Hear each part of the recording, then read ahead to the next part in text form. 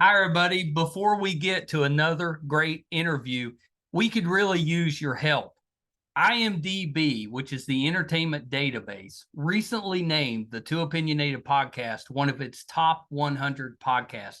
This is a monumental feat for this program. You know, we're a father and son team out of a small town in West Virginia, have been doing this for about 5 years. There's 15 million podcasts out there. About 40,000 of those get to the point that they're listed on IMDb. Out of those 40,000 out of the 15 million, we were ranked number 82. Something that we're just immensely proud of. We're so thankful for our listeners, our watchers, our fans. Thank you so, so much. If you would like to help us out, and we're asking for it, please. It's easy. It's really easy. It's free. If you go to IMDb, that's IMDb.com,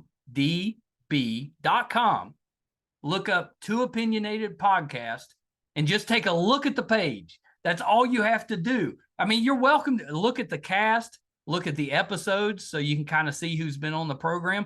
Do whatever you want. But even just bringing up the page, IMDb.com, Too Opinionated Podcast, bring up the page, look at it. That helps us so much. So please, if you can do anything, we would really appreciate that. Our YouTube channel is MeisterCon Pod. Love to have your subscription there. It's also free.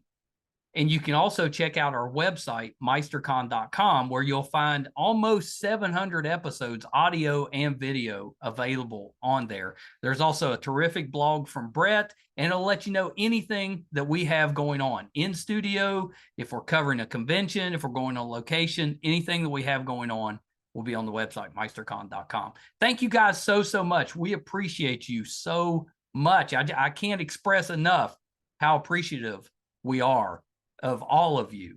We never expected to do as well as we have, and that's all because of you. Thank you so much. Enjoy that interview. Bye, everybody. Hi, everybody. Welcome to another edition of Too Opinionated. I'm so excited today. I've got musicians Adam Sizemore and Chris Bragg of the Midnight Revival with me. Welcome, Chris and Adam. Hey, thanks for having us. Yeah, it's an honor to have you I was telling you offline that I've been listening to your music. Really good stuff.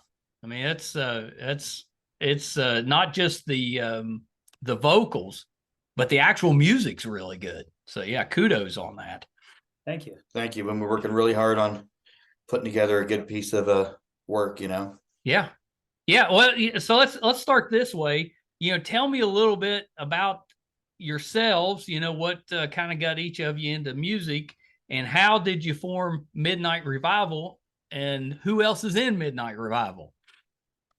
Oh my gosh. Well, we got about 100 people in the band, so that we might be here for well, that's what I was going to ask, because it seemed like you had some that kind of rotated through.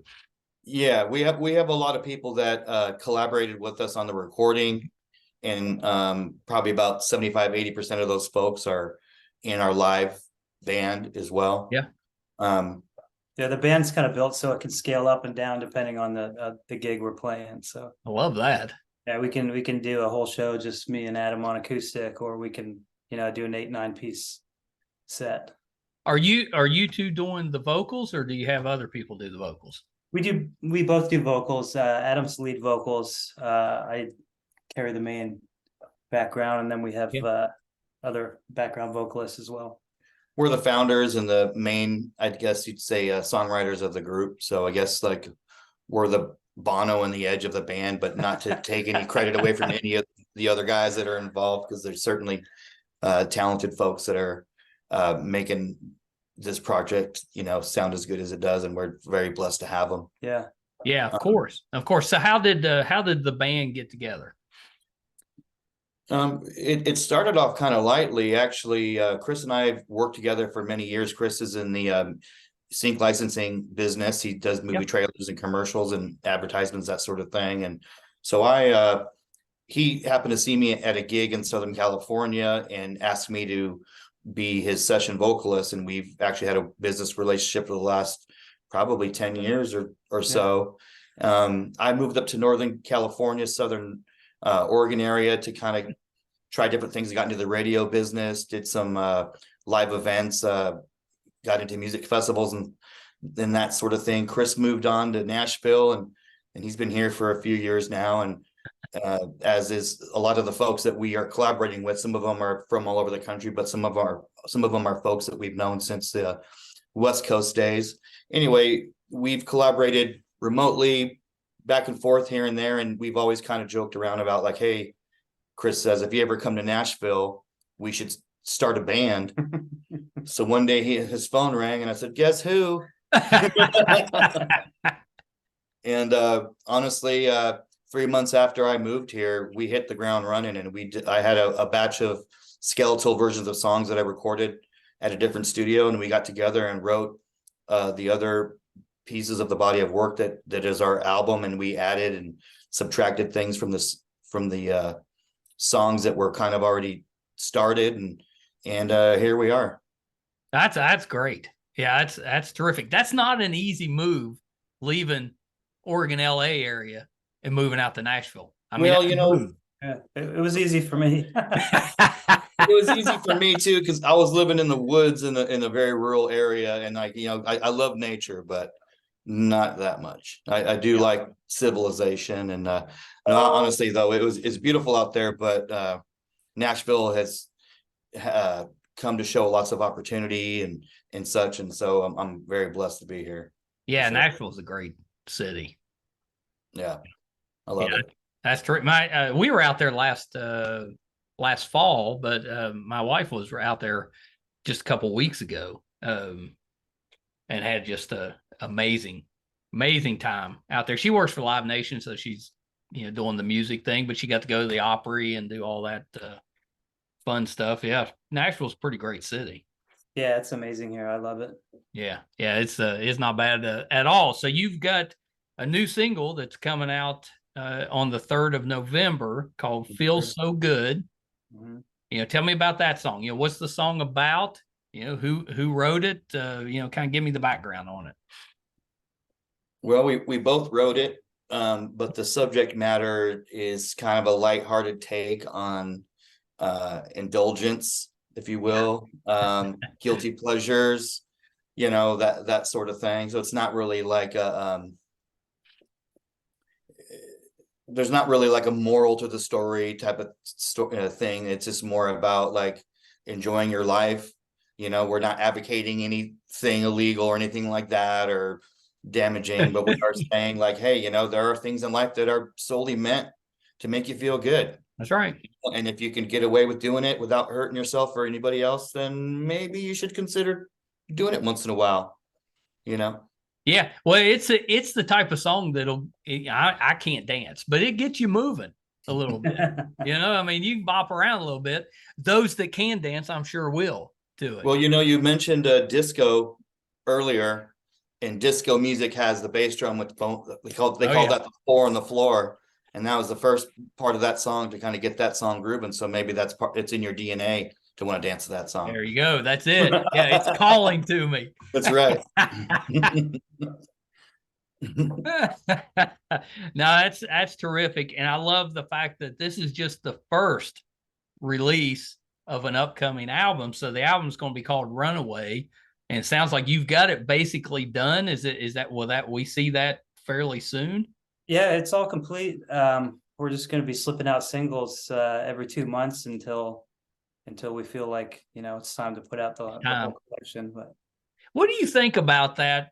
As far as it's so different now, how we release and absorb music. You don't really have the individual tape or album sales anymore. It's all streaming.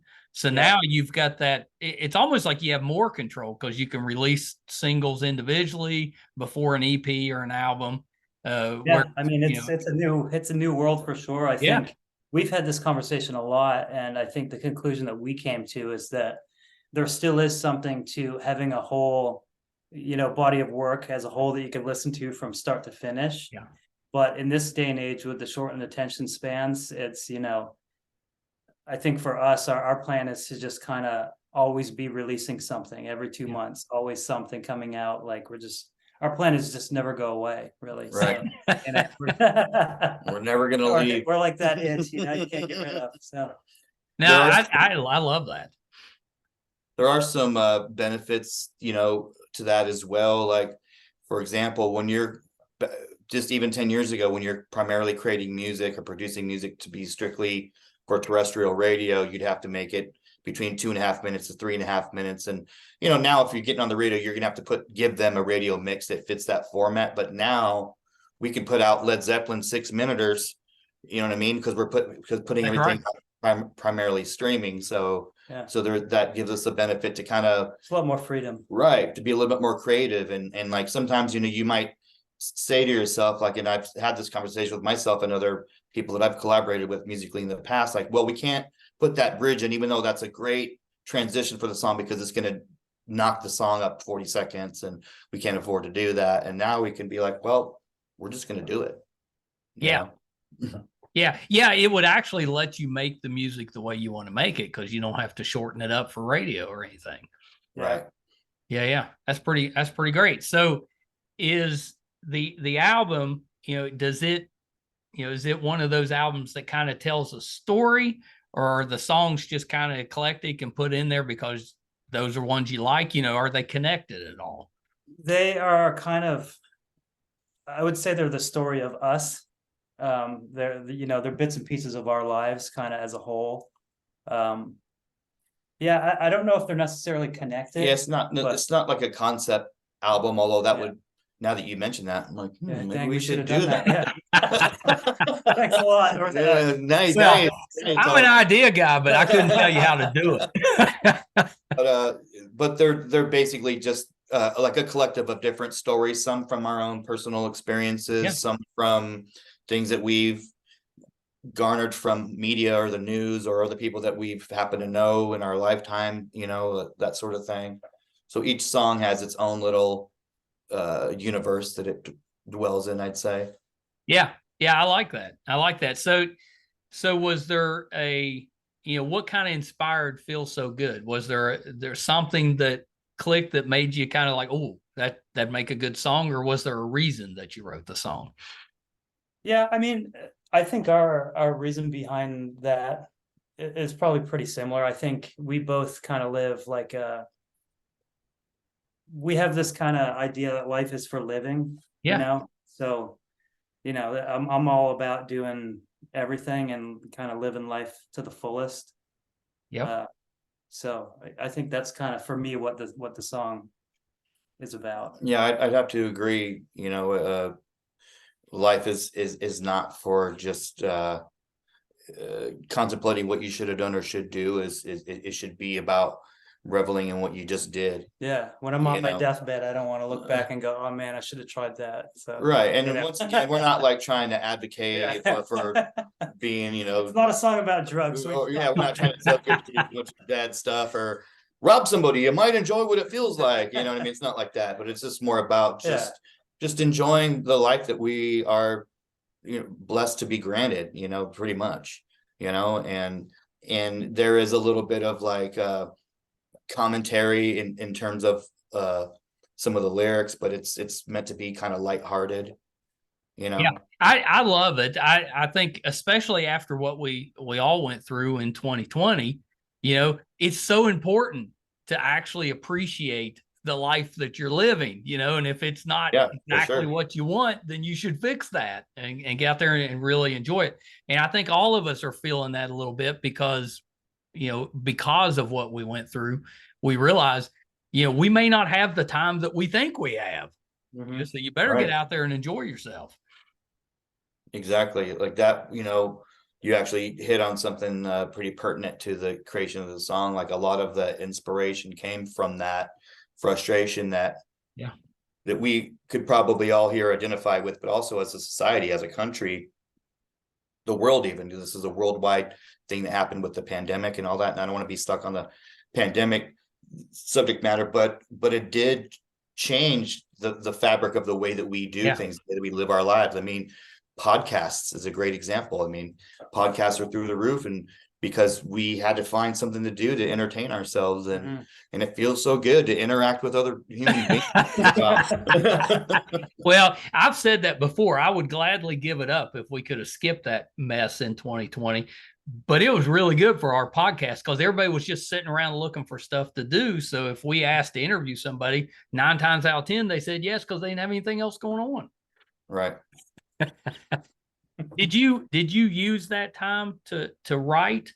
What did you do during 2020? No, well, when 2020 first started, I would actually, believe it or not, had a radio show in Northern California. I had my own morning show, and I was the voice of the morning commute. And when the pandemic hit, about halfway through that year, we basically went on autopilot because we weren't a corporate conglomerate station. We were privately funded, so all of our advertising came from the local businesses and such. And since it was a rural community, one by one started losing advertisers, and eventually went into their reserve tank. And then that lasted about 6 months, and then it was like, well, back to the drawing board. So then so I decided to take some music that I'd been working on and other music that I'd performed and written in the past, and decided just going on tour, toured the country a couple times over, just acoustically, just decided, I needed. Oh, that's awesome. Yeah. And so, that's kind of what led me to Nashville to record that first initial skeletal batch of music, and to reconnect with Chris again. And it's kind of what got the gears turning. So in a roundabout way, that kind of helped spark, Yeah, I mean, that makes sense. What we have right now. Yeah. Did you go by Adam, or did you have like a cool DJ name? No, just the Adam Sizemore Show. 103.9 ASYC. No, that's awesome. That's awesome. Chris, what instruments do you play? I play a little bit of everything. I kind of figured that. Yeah. I don't know if I'm really good at any of it. I can play them all. He's being modest. Guitar is probably my main instrument that I play. He's a great singer. He's a great arranger. He's performed a lot of we have a great keyboard player named Michael Sharp. We call him Sharpie. He's a great guy. But Chris has also played and arranged a lot of the strings and other keyboard parts. He's played bass on a couple songs. He's arranged. Him and I have both arranged a lot of the harmonies that were sang by both of us, but also other folks that we had come and perform with us, record with us. So he's definitely got his hands in all kinds of cookie jars. Right? He's trying to be modest. Yep. Did it surprise either of you that you worked so well together, or is that why you're together? Not really, to be honest with you, because we did, like, by the time we've done probably, I don't know, 100 plus sessions for movie trailers.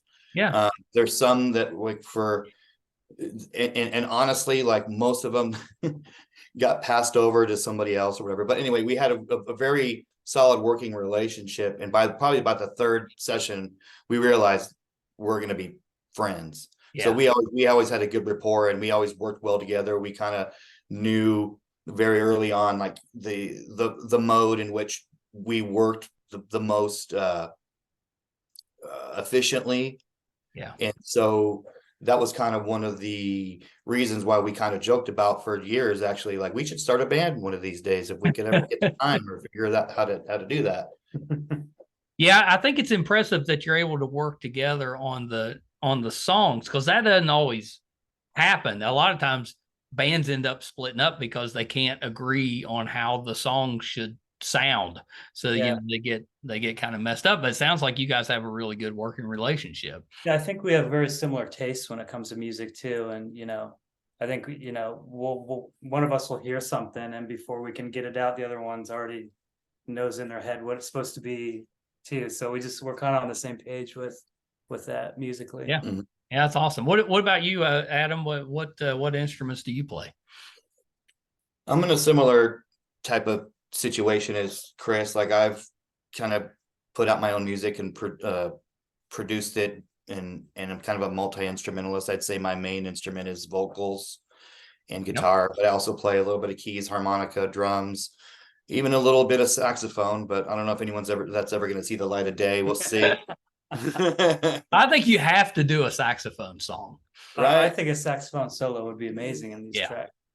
Maybe the second album, the concept album. Yeah. It's just 40 minutes. Yeah, it'll be a 40-minute saxophone music. Avant-garde saxophone. Nobody has remade that song from Lost Boys with the guy on the saxophone that's playing. So. Yeah, I'll have to do a couple push-ups before we start doing that. Well, I know, I actually think Corey Feldman. Oh, you know what? Yeah, you're right. Corey Feldman is doing that. I hate to steal his thunder. Yeah, he's actually touring doing that. He absolutely. Right. Hate to have any adverse words with Feldman. I'd hate to get on his bad side. No, you don't want to mess with Frog Brothers. That's right. Do you have the second song picked out yet that you're going to release? We have some options. Yeah. For a second song. I don't know if we've made a hard decision, did we? We kind of have like 2 or 3 that are in the running. If we told you, we'd have to solidify it now, and I don't know if we're prepared to do that. Well, so is there plans at some point to tour or do live shows? Absolutely. Yeah. That's awesome. That it's just from listening to some of the music, I'm betting that live it's even better. Yeah, I we both really enjoy playing live, so I think our goal is to make the live performance sound as good and better than the recording. Right. Because we're doing all the parts. There's no vocal overdubs that we use in the recording that aren't going to be performed live. So yeah, it's a big sound. Sorry. That's awesome. We had a drummer sit in with us one time trying to work out some of the songs, and he goes, "Oh wow, you guys are actually singing all these parts." We're like, "Yeah." That's our goal. Well, the thing is, Chris and I, like Chris in another lifetime was a singer, a lead singer in a couple bands. So him and I kind of come from a very melodic standpoint, and we're very kind of like, I don't know if snobby is the word, but we're very deliberate and particular as far as the way vocals and harmonies sound. So it's like we wanted to one of the kind of harken back to, like you mentioned earlier, kind of retro sounding music, like the Eagles, the Doobie Brothers, Allman Brothers, like a lot of the Skinner, like a lot of the greats with a lot of different harmony parts. Like we wanted to not necessarily reinvent the wheel, because they've done it better than we probably ever can, but we wanted to pay homage to that and kind of give our own little spin on it, because that's what we enjoy. And it's like, not to take anything away from bands that use tracks, because there's a time and place, right but it is refreshing to go to a show and you see backup singers, or you see members of the band actually singing those parts, or actually performing those rhythm parts that would necessarily otherwise be on a background track. And so we're trying to like give it kind of more of a organic approach to performance, not just recording. We want someone to come to our concert and go, "Whoa, that was." That's kind of the reaction I had listening to it, because it sounds like you've got people playing the instruments. Like it's not a track. Yeah. It was really good. Yeah, I mean, we didn't record until everything was perfect. We played it until we thought it sounded rocking, and then we moved. I love that you mentioned those bands too, because it's one thing with all of them is they're able to play rock music and country music, and it all sounds good. And I think you guys could do exactly the same thing. I think that's kind of what got us what is so far our industry genre as alternative country, is because we kind of on a spectrum of music. We're not really like, okay, we're going to sing about trucks and beer cans and whatever, or we're going to sing about Southern stuff over here in Georgia all day. We're trying to, feel the spectrum of content and whatnot. But also, you know, we've been very, very lucky to be in Nashville, where there's so many amazing musicians. Our drummer, Brian Keeling, he's played with Pink, and he was Shooter Jennings' drummer for many, many years. And he's a great guy. Zach Kosick, he just got off a tour with Too Slim and the Tail Draggers, and he played bass in a bunch of songs. A lot of the ladies that sang back up with us have accolades and accomplishments as far as being singers. And like we said, Michael Sharp, our keyboard player, he's performed with American Idol band, and I think Billy Ray Cyrus, I believe, and some other people. So it's like we've been, you know, we could take as much credit as we could take, but at some point, you know, we're the cohesive unit that we have as the Midnight Revival is really what it's all about. Not just, I mean, him and I, we could pull off doing some acoustic shows and all that good stuff, but where I think we really shine is what he was talking about, like really putting out the full band experience. Right. And that's what it is. It's an experience, I think. Yeah. To see, you know, that many players all. Well, it does. It's much more exciting when you have that big band behind you. Yeah. You know, and it gets the crowd involved. And yeah, I agree with that. That's the sound guy at our last gig was very excited by it too, because we were on like a singer-songwriter stage, and we hopped up there with 8 people. So he he didn't have enough input. Yeah, but we figured it out. He says, "Oh, so you got 5 different people singing?" And we're like, "Well, we got 5 people singing, but we're all singing at the same time." And he's like, "Oh, bleep." But we made it happen though, and it actually came out pretty good. It was a good time. Yeah, he did a great job. Yeah, that's funny because you put him to the test a little bit. Yeah, we're here to put all live mixing consoles to the test. I hope you got enough inputs. To me, the only thing missing is probably a saxophone solo. Well, it'll happen. I'll have to work on it. Challenge accepted. Yeah, exactly. We completed step number 1, get a saxophone. We do have a saxophone in the studio, so we'll have to start there. And you know, that is important. You want to do a saxophone solo. Yeah, so is it like a legit saxophone, or is it one of those that's been like banging around in a band room for the last 20 years and it kind of sounds like a saxophone? Nice one, yeah. It's a black and gold Yamaha. Yeah, oh, nice. It's an expensive saxophone. It's one that I'd have to honor with playing some sort of something that sounds like music out of it. Hopefully we can accomplish that. We'll see. My stepdaughter is really proficient with the ocarina, so if you need a little of that in well, hey, she might get a feature on their next album. You never know. I told her, I was like, couldn't you pick an instrument that I know? Oh, that's terrific. That's terrific. So you've got a song coming out on the 3rd, Feels So Good. You got the album Runaway coming out at some point next year with that. Probably March-ish or April. Yeah, that'd let you get out at least 2 or 3 songs before putting it out. How many tracks are going to be on the album? There's 10. Oh, yeah, that's good. It's a full album. Oh, yeah. Yeah. That's pretty great. That's pretty great. So is there something that you haven't done yet that you've always wanted to do as a group? And what is that? Oh God. I could probably list a dozen or 2 venues. You mentioned the Opry. Oh, yeah. We'd love to play there. The Ryman. I mean, it's right there. Right? I mean, we're so close. So close. We'll just show up one day. We will just show up. Yeah, we could play in the parking lot and say that we technically played the Ryman. I think she was there seeing Hootie or Darius. Okay. Darius Rucker, I think, who she saw there. But yeah, that's something that's kind of iconic. You have to do that at some point. Yeah, that's the goal. Yeah. You know, you guys will be. I just got back from Austin City Limits Music Festival. You guys will be good there. Oh yeah. We love Austin. Yeah. Yeah. Oh, you can't beat Austin for music. I mean, it's like the West Coast version of Nashville. Right. Yeah. Yeah, we'd like to be able to get on the road by spring of 24 if possible, and we're going to try to hit as many of the bigger festivals this summer that we can.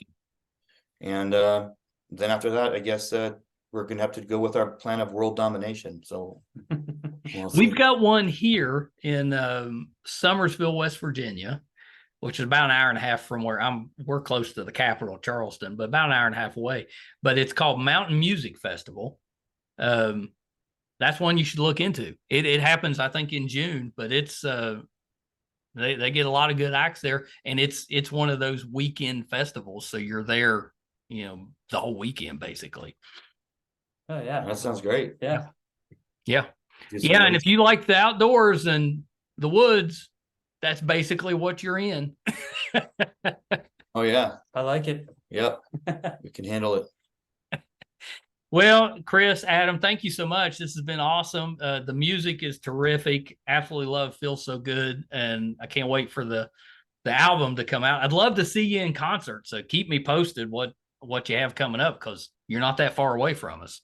Yeah, definitely. We'll keep you posted, especially if we come in your area. We'll hook you up with the VIP experience, whatever that means at the time.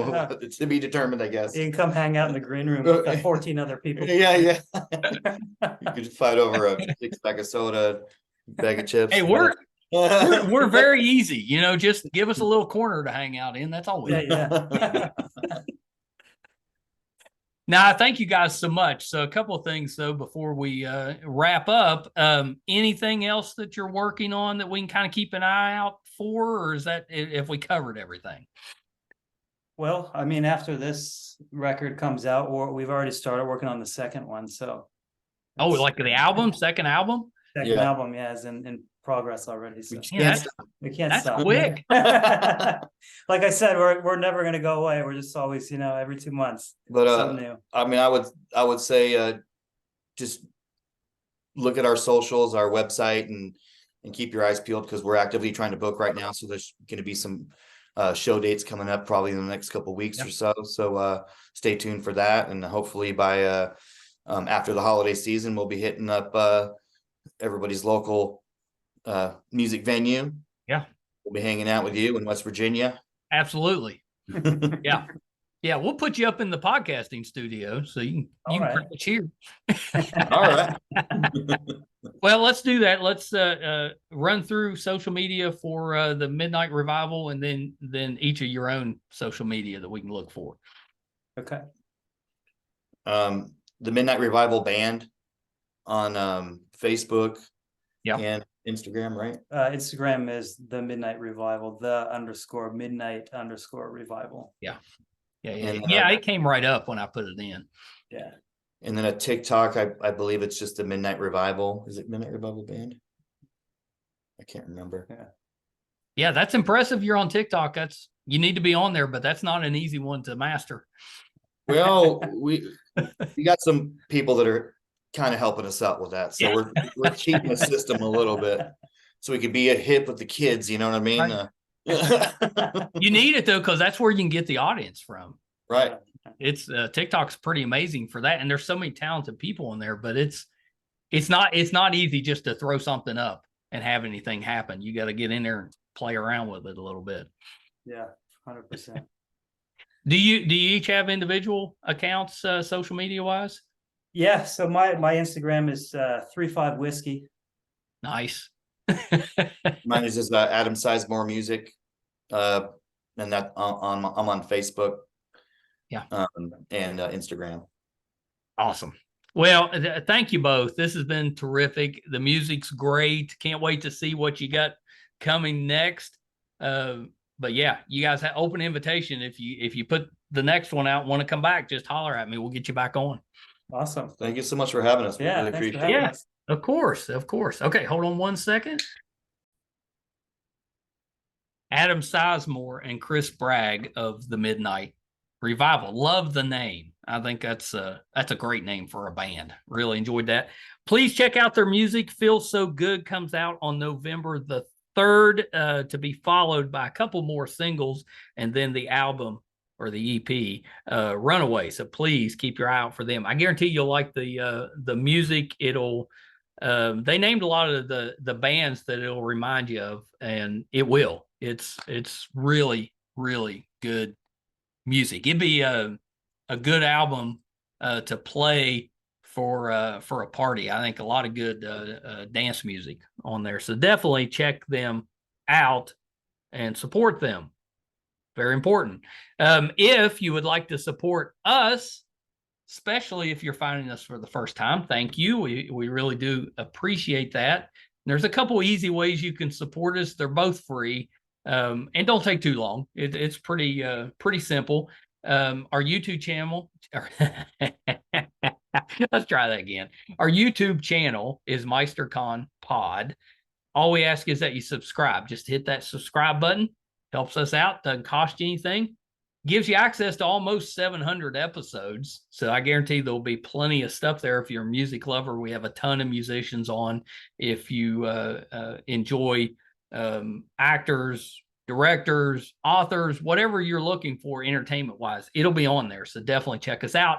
I think our guest list will hold up against any other show, podcast, talk show, whatever you want to put it up against. I think we will compare favorably with our guest list. So please check that out. IMDb, which is the entertainment database, imdb.com, recently named us one of its top 100 podcasts.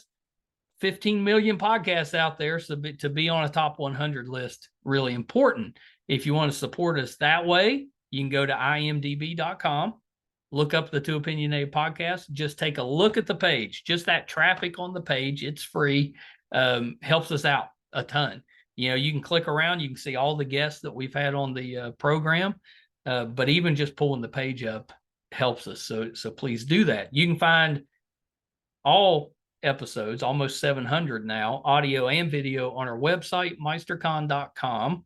Please check us out there. If we're doing anything in studio, if we're going on location, if we're covering a convention, anything we have going on will be on the website, meistercon.com. So please check us out there. Thank you guys so much. Till next time. Bye, everybody. Hi, everybody. I'm once again here to ask for your support. It's been a big year for the Too Opinionated podcast. Back in February, we got to live out a dream, moderate for William Shatner here in our hometown. In May, we passed 100,000 downloads on our YouTube channel. And we followed that up in June with 50,000 downloads on the audio side. We recently posted our 600th episode, which is pretty good volume for just a father and son operation. You know, not too many podcasts can keep that volume up. We've been doing this now for 4.5 years, 600 plus episodes. We recently hit 1,000 subscribers on our YouTube channel, which is a really big deal for us because we've always gotten the views, but have struggled to get people to subscribe. So that 1,000 was a big deal for us. And best of all, we were recently named one of the top podcasts on IMDb, which is the entertainment database. You know, those that are ahead of us, we came in at number 82. Those that are ahead of us are bigger companies like Disney, mostly Marvel, and Joe Rogan, that type of podcast. So for us, being just a small West Virginia father and son podcast, to be in the top 100 out of 15 million, it's a pretty big deal for us. So thank you for everything you've done for us so far. Got a couple little ways, though, that you can help us, and they're free, and they're really easy. If you haven't checked out our YouTube channel yet, please go to YouTube. It's under MeisterCon Pod. Just hit subscribe. It's free. Doesn't cost you anything. Really helps us a ton. And maybe even more important, if you could go to IMDb, imdb.com, look up the Too Opinionated podcast, and just look around the page. Just having that traffic on the page really helps us out. So that's a couple easy ways that you can support us, even if you're not listening or watching all of the time. And we want you to listen and watch, because I think that our guest list, I would put up against anybody, any other show, podcast, anybody out there. I think our guest list holds up. So please check us out. You probably will find somebody that you like, or maybe somebody that you didn't know you liked, but kind of discovered them on there. There's tons of that. If you're into music, we have that too. If you like books, we've got authors on there. If you're more into what goes on behind the scenes in the entertainment world, we've got producers, directors, video artists, anything you can think of that happens behind the scenes, we've had them on the show. So definitely check us out. Thank you guys so much. Until next time. Bye, everybody.